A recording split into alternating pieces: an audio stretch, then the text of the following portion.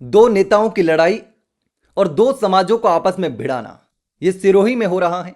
दरअसल मंत्री भजनलाल सरकार में सिरोही में विधायक ओटाराम देवासी और उनके सामने अपनी ही पार्टी का नेता तेजराज सोलंकी, इन दोनों के बीच में फिलहाल मामला जो है वो जबरदस्त तरीके से ठन गया है।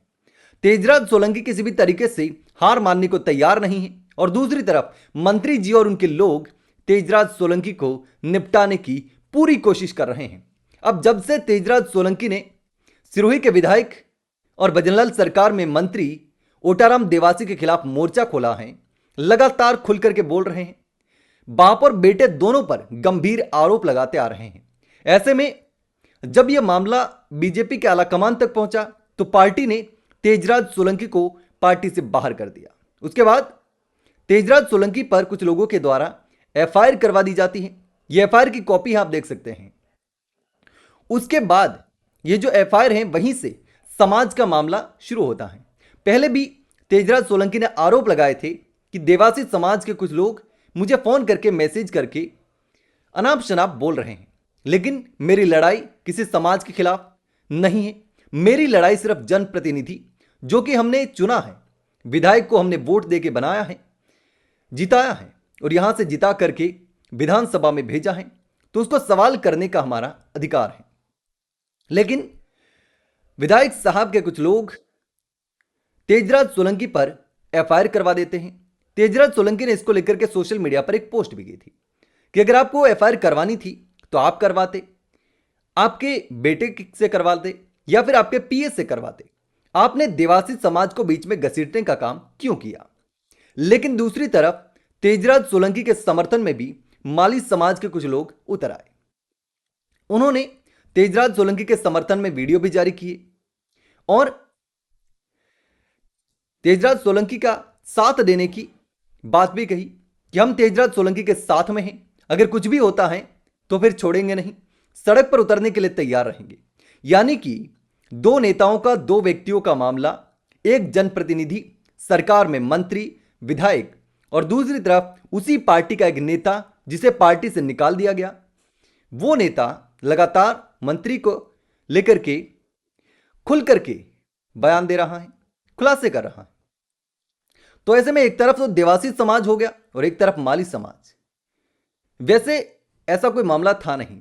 जनप्रतिनिधि से सवाल करने का अधिकार हर व्यक्ति को होता है, चाहे वो किसी भी समाज का हो। विधायक किसी एक समाज का नहीं होता, एक जाति का नहीं होता, वो उस क्षेत्र की जनता का विधायक होता है। लेकिन अब मसला पूरी तरीके से यहां पर जाति पर आ चुका है, क्योंकि हमारे यहां जाति के बिना राजनीति नहीं होती। जाति पहले आती है और राजनीति बाद में आती है।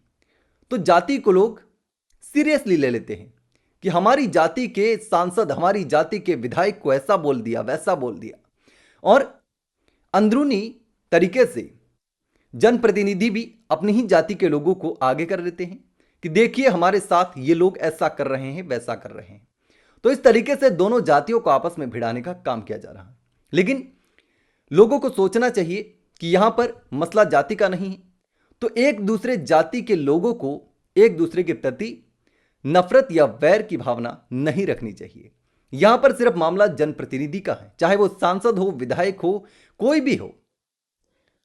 राजनीति को राजनीति तक ही सीमित रहने देना चाहिए। राजनीति के चक्कर में समाज में नफरत नहीं फैलानी है, एक दूसरे से नफरत नहीं करनी है। सारी जातियां एक जैसी हैं, सभी समाज के लोग अच्छे हैं। जो जिस तरीके से राजनीति कर रहा है उसको करने दीजिए, लेकिन आपको इस तरीके से नहीं लड़ना है, नफरत नहीं फैलानी है। लेकिन अब जिस तरीके से पिछले कुछ समय से सिरोही में जो राजनीति चल रही है, जिस तरीके से आरोप प्रत्यारोप जो है वो लगते आ रहे हैं, अब जो राम जरोखा की जमीन का जो मामला था वो तो लगभग निपट चुका है, क्योंकि कलेक्टर ने ऑर्डर जारी कर दिया था पट्टे खारिज करने के लिए। लंबे समय से ये जो लड़ाई ही वो लड़ी जा रही थी।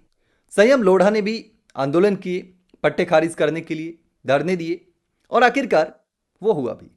लेकिन अब जिस तरीके से ये पूरा मामला हो रहा है उसको लेकर के आप क्या सोचते हैं?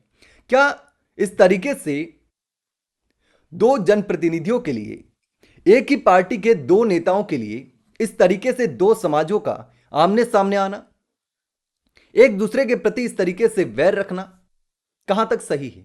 आपको क्या लगता है?